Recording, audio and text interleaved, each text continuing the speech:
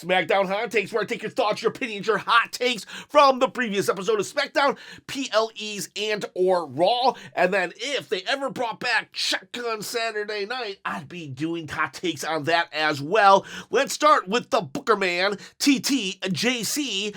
Charlotte managed to eat and leave the whole meal untouched at the same time. Seriously, what was that promo? Holy crap, that promo, geez, I did a quick skim and I want to read a couple more. Tis Mickey, why did they let Charlotte cook Tiffany like that on the mic? I have never really been a Charlotte fan, but there's no way she said all that and she is going to lose at Mania now. And Bishop Marley, I knew that Charlotte would bury Tiffany in every way, and tonight's promo proved it. I hope she is booked strong after losing at Mania to try and regain some of that lost momentum.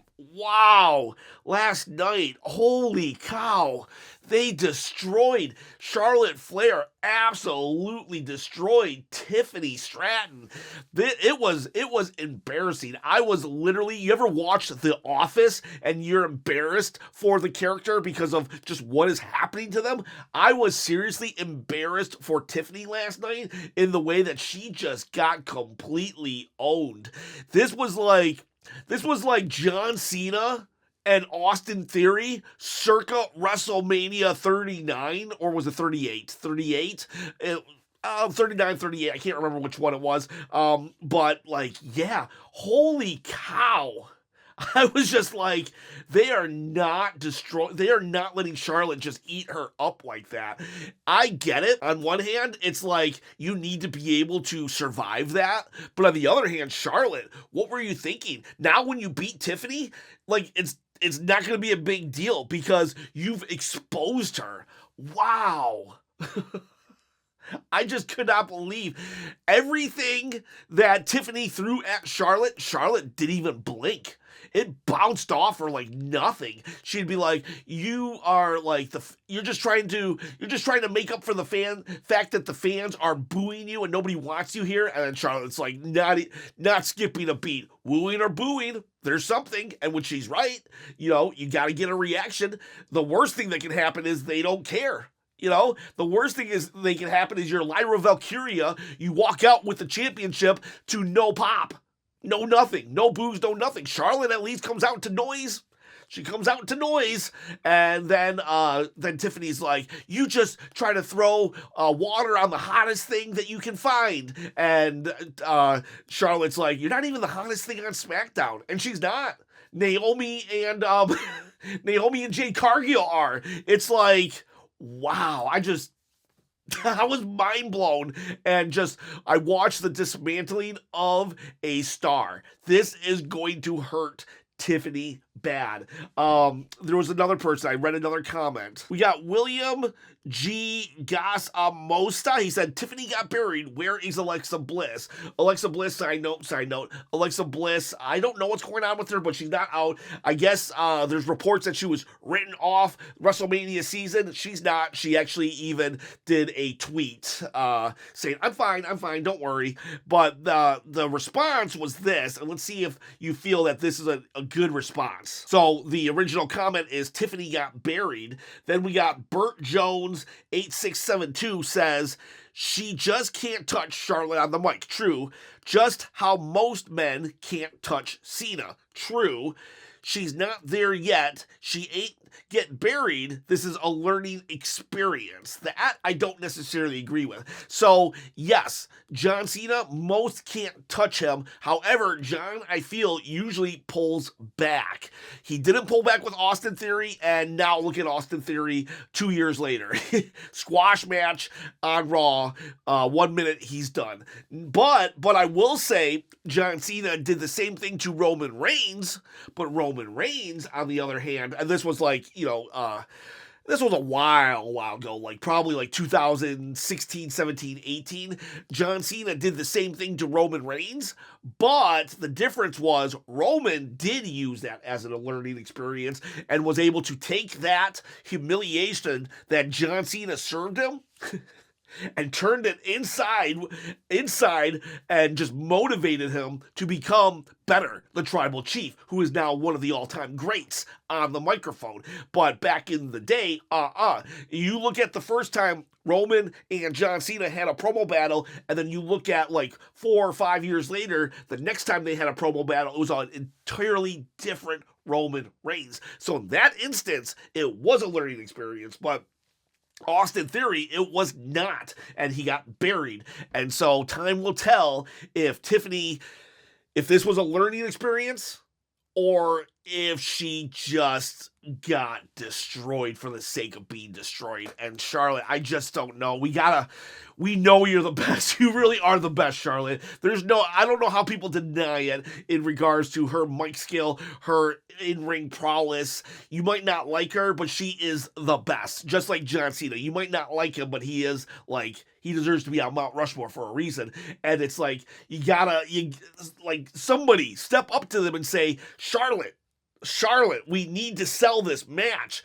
Don't make her look like nothing. Not yet, at least. You got to sell the match, because at this point, I don't want to see this match at all. Tiffany, you are going to have to put on a clinic now. You are going to have to step up your game, because on the mic, you can't compete against her. So please just make it all physical from this point forward.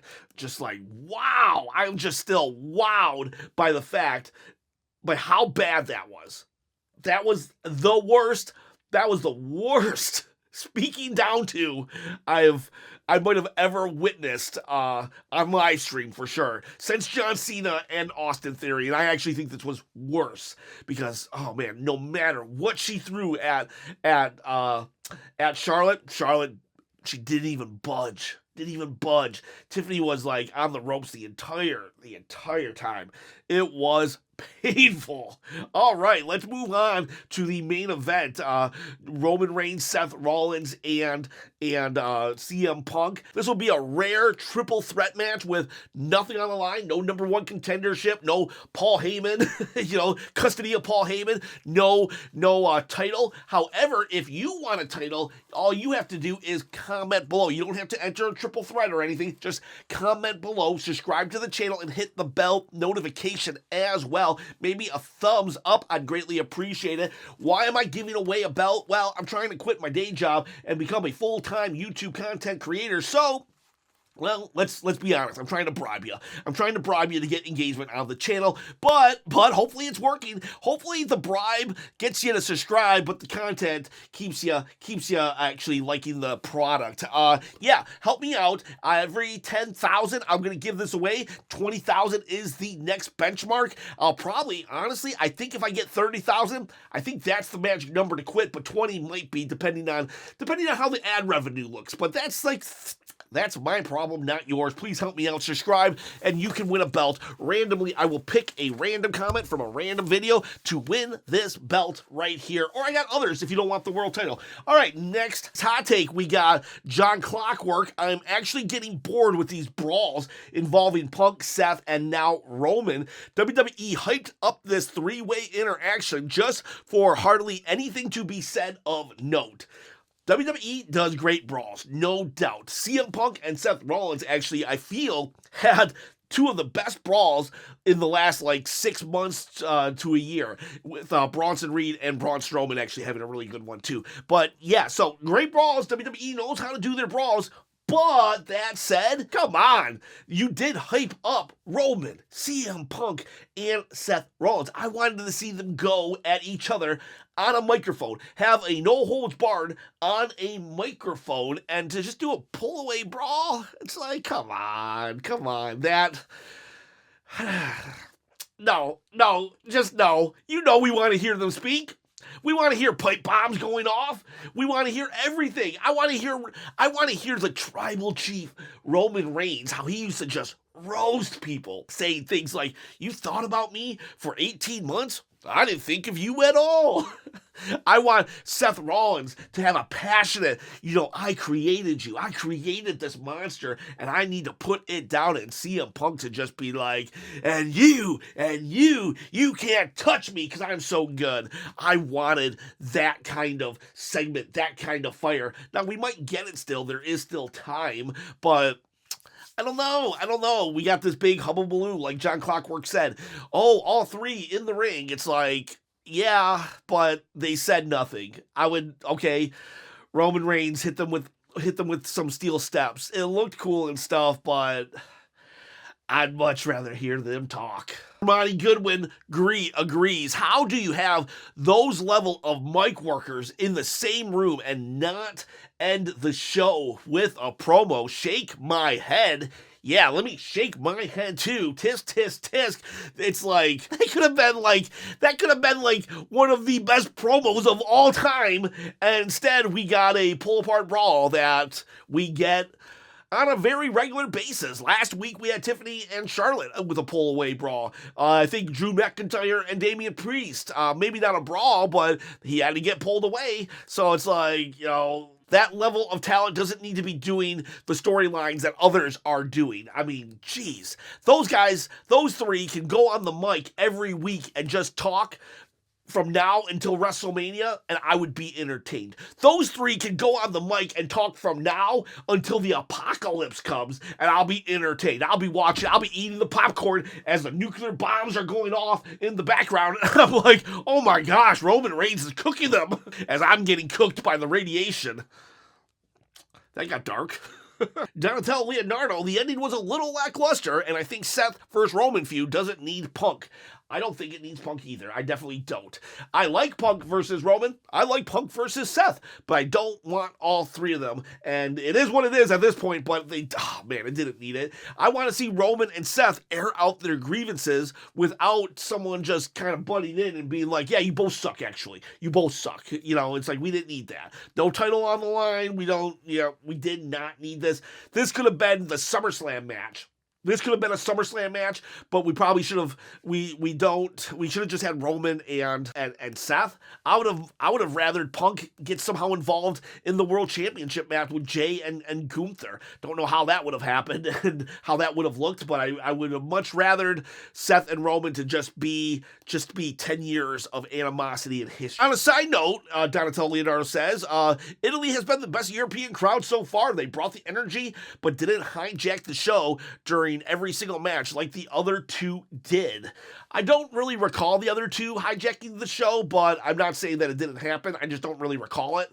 Sometimes I'm on the live stream and I'm not seeing some little details, but I did really enjoy this crowd. This was not a very good SmackDown, to be honest with you. I don't like to just harp on really bad episodes because it's like, there's 52 weeks a year, 2 separate programs going 2.5 to 3 hours every week. I'm okay with a bad SmackDown here and there, but it didn't feel like a bad SmackDown because of the crowd, but it was a bad SmackDown. Roger Murray, 5582, rest in peace, boxing legend George Foreman. He passed away at the age of 76. You know what? Rest in peace. Rest in peace, George Foreman, for real. I remember watching him come back in his 40s, or maybe his 50s, whatever he was, for a championship, and he actually won. I think he fought Evander Holyfield, was it? And the dude was so nice. The guy was so nice. George Foreman, boxing legend, fought Muhammad Ali, I have nothing bad to say about him. Also, I'll tie it to wrestling. Here's a wrestling story. The George Foreman, Hulk Hogan of Hulk Hogan of WWE fame, said that the George Foreman grill was supposed to go to him. It's probably one of the Hulk Hogan lies, but he said that he was out walking his dog or something. He was not home, and the George Foreman grill called him trying to get a sponsorship, and when Hogan didn't answer, they went to George Foreman and got George Foreman to endorse it. So Hogan said that those could have been my grills. I'm pretty confident. I remember that somewhere. I think it was on Jay Leno. I can't remember exactly, but I'm very confident. For some reason, that story jumped out in my head. I'm pretty sure Hulk Hogan has said that the George Foreman grill should have been his. But he wasn't mad or anything. He was just like, man, I could have made a lot of money off that, because George Foreman then went on to, the George Foreman Grill. We all know the George Foreman Grill. And R.I.P. Mr. George Foreman, 76 years old. If we could all live a life like that, I'm sure it would be a very fulfilling life. Okay, I looked it up, and I was kind of right. There are two stories, actually, that Hogan has presented. He said in one story, Hogan had two options. He chose not the George Foreman Grill and was feeling generous and said to his agent, you should tell George about it. The second one goes with how I told the story, how I remembered it. Hogan was out to pick up his kids from school, and he was left a voice message. And it was too late by the time he got to it. So that is my George Foreman Hulk Hogan story. Practice Jack. That Practice Jack. That is a hilarious name. It feels like Chat GPT is writing weekly shows now. Everything is so surface level and bland. Holy crap, I never thought of that. I know you're insulting the show and the product right now, and I even thought that this was a bad show. Maybe not that bad, but like, what if they did that? Like, wrestling is not that deep. Like, you could probably feed AI to write a wrestling show for you, because at the end of the day, wrestling is just good guys and bad guys. Let the bad guys win about 4 weeks in a row, and then the good guy wins. So it's like ChatGPT could really do it, and then all you got to do is jump in every once in a while and do a critique, maybe add a car crash here and a burial there. So it's like, what if? God JoJo, I was Yeet Mania baby, but since the Jay versus Gunther feud is not exciting anymore, I decided to change it to God JoJo because I love JoJo Bizarre Adventure. Okay, so whoa, okay. This is actually a very telling hot take. So this person, if you go back to my last 3 or 4 hot takes, there's a subscriber that goes by the name Yeet Mania Baby, and because here they aren't saying, oh, I hate Jey Uso, I hate Gunther. No, they are saying, I changed my name. They had a YouTube name promoting Jey Uso, and they changed it because they no longer feel the Jey Uso Gunther storyline. They didn't come to me and say, oh, Jey Uso sucks because he botched 2 out of 3 moves. No, he's just nonchalantly saying, I changed my name because I no longer feel it. That's telling. That's telling. When the merchandise stops getting sold, or when people stop buying into stuff and they're willing to change their name and not promote you like this, that's when you know you're in trouble. The Jey Gunther storyline, it's in trouble. And I really hope they can salvage it, because you're losing your fans right now, Jey Uso. Oh, gosh. I don't even think God JoJo, formerly Yeet Mania Baby, realized how big of a deal that is. Because if he's doing it, other people are also doing it. Maybe they're not buying shirts. Maybe they're not this. Maybe they're not that. Maybe the waves aren't as impressive. Maybe there's less encores. We will see. Demon King, my new hot take is we need drunk reviews that should be on Patreon. I made a joke yesterday that maybe I'll do a drunk Raw review or a Smackdown review. I'll tell you what, if this video gets $100 in super likes, I'll do a drunk review. Or I'll tell you this, if 5 people join the Patreon today, within 24 hours, then I'll also do a drunk review. And I'll let you know how many people join on Monday. Not gonna happen. Shadow. Chelsea Green and her Secret Service group is the best thing going on SmackDown from a character and gimmick perspective. She's awesome. Yeah, totally. Love this stupid gimmick of being just the Secret Service. They're all talking in their wrists and stuff like that. It is so funny. It is so good. Chelsea Green just raises everybody up around her. It's such a goofy gimmick, and yet it's not destroying her. It's actually elevating her. Because sometimes going pure comedy can bring you down the card. It gives you TV time, but it brings you down the card. Look at R-Truth. You know, he's always going to have TV time, but he's not going to win any titles. Sorry, my phone is ringing. But yeah, I got to get to work real soon. So I better hurry these hot takes up because they're like, where are you at? Love of the game, can't see me, work, can't see me. But they're like, dislike the video, Ken, you're fired. Worth it. But anyways, what was I saying? Charlotte Flair, Chelsea Green, she is like, she's gold. She's gold. R-Truth will never hit a title anymore with his comedy character, which is okay, but Chelsea Green is still getting titles with her. So whatever you're doing, Chelsea, don't change it. Your Secret Service thing is so good. Jimbo Slice. Seth should bring back the Architect gimmick by invoking the legendary Plan B again.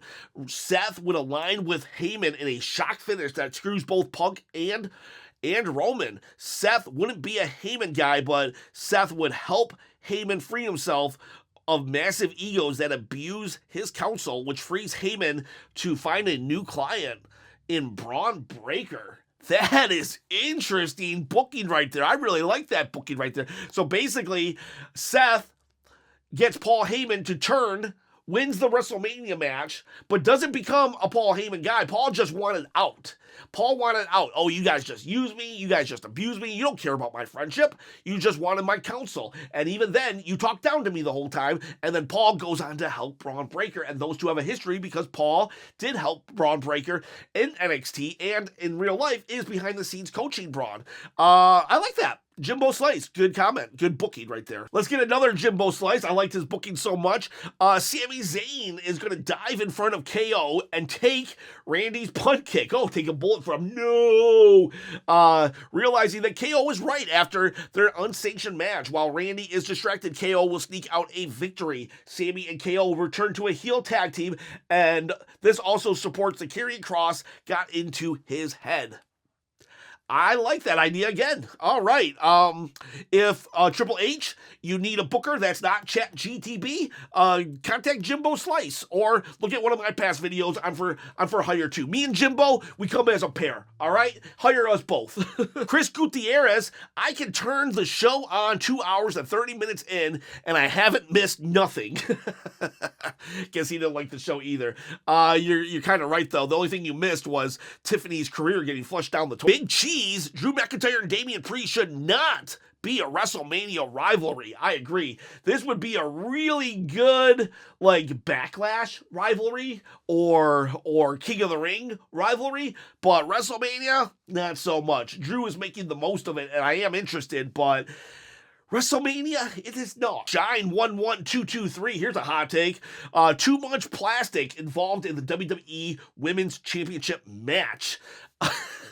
How do I respond to that? Let's just say this. You know what? I don't think it's necessarily a WWE women's problem. This is a famous problem. If you look throughout all of Hollywood, being famous and rich allows you to get the kind of cosmetic surgery. I mean, Roman Reigns even, if you looked at his teeth tonight, those are some pretty white, shiny teeth. And I'm not going to lie, if I had the money, I don't know, maybe I'd lipo off a couple pounds here and there. So it's hard for me to really throw some rocks at them because, you know, A, everybody in their like tax bracket does it, and B, maybe I would too if I had the option. Data Don, Seth Rollins is right. They are nothing without each other. Yes, Seth and Roman. I wouldn't be here if it wasn't for you, and you wouldn't be here if it wasn't for me. They are yin and yang, Batman to their Joker.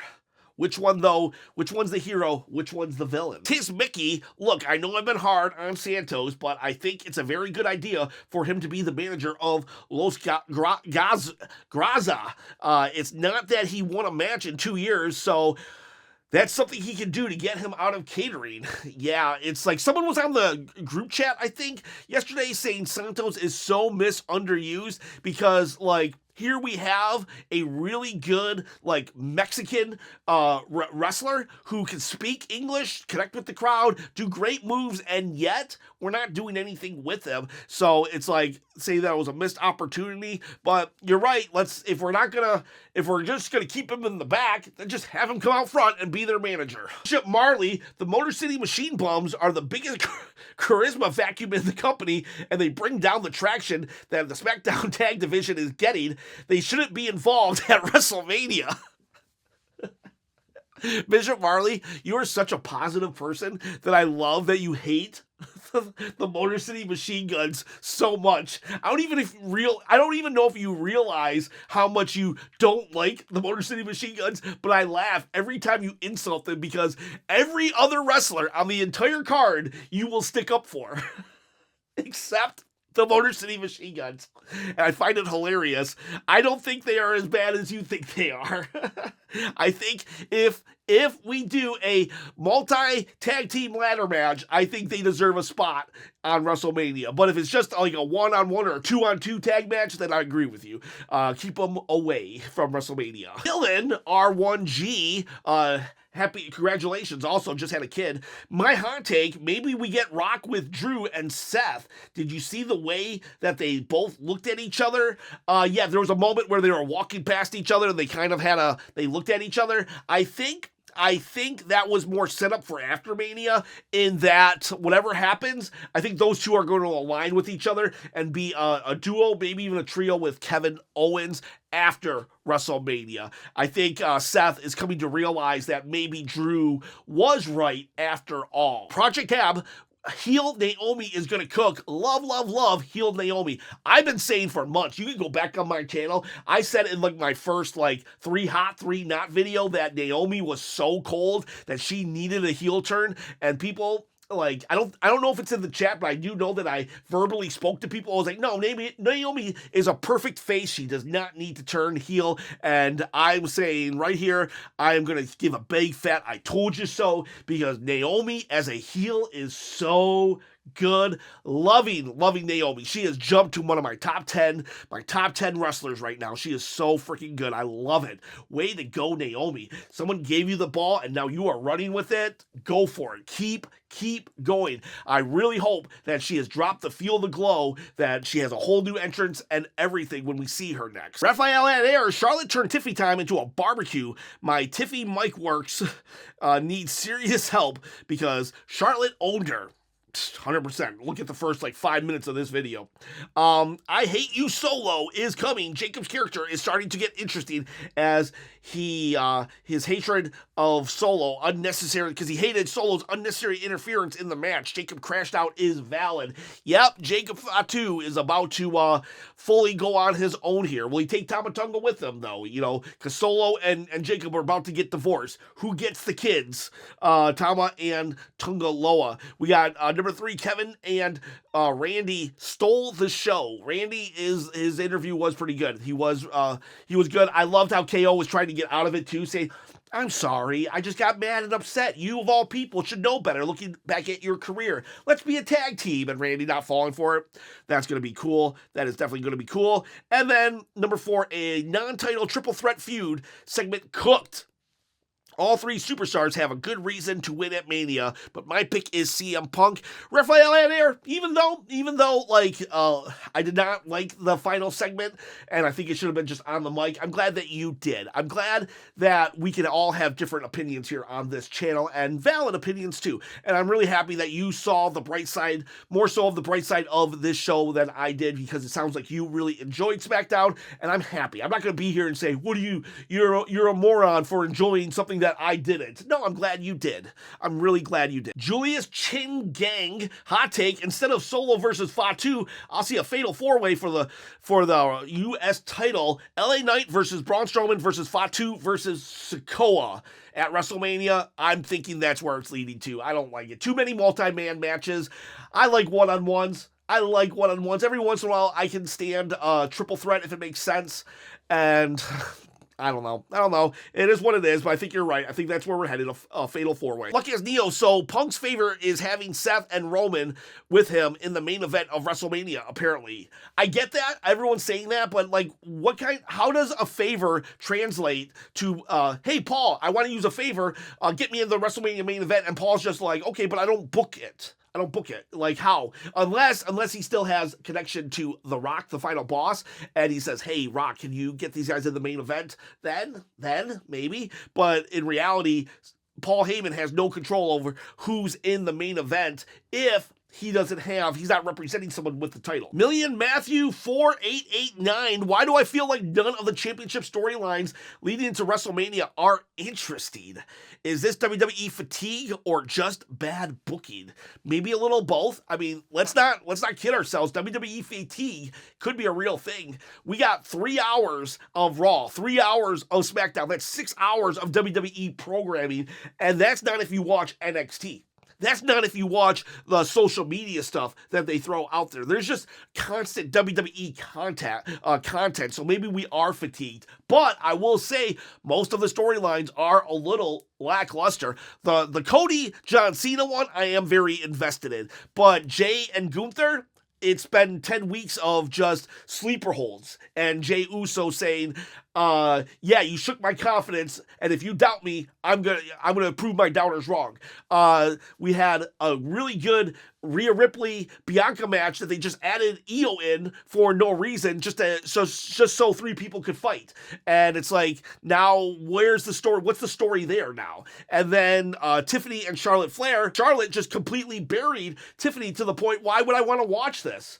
Because we now know for a fact that Charlotte is too OP for Tiffany, because Charlotte told her, and then Tiffany proved it by not having any comebacks. So, 3 out of the 4 championship matches, I'm actually not that hyped about right this second. Now, there is still time, though. So hopefully WWE does get on track. But overall, I am still very hyped about this WrestleMania. In fact, I just did a video on how hyped I am. So go watch that. I'll put it like right here or something, because this is it. Hot takes are over. I do appreciate every single one of you. Please let me know what your hot takes are in the comments below. And don't forget to like my hot video or my hype video. Go watch that right now if you haven't already watched it. Boys, girls, have yourselves a great day.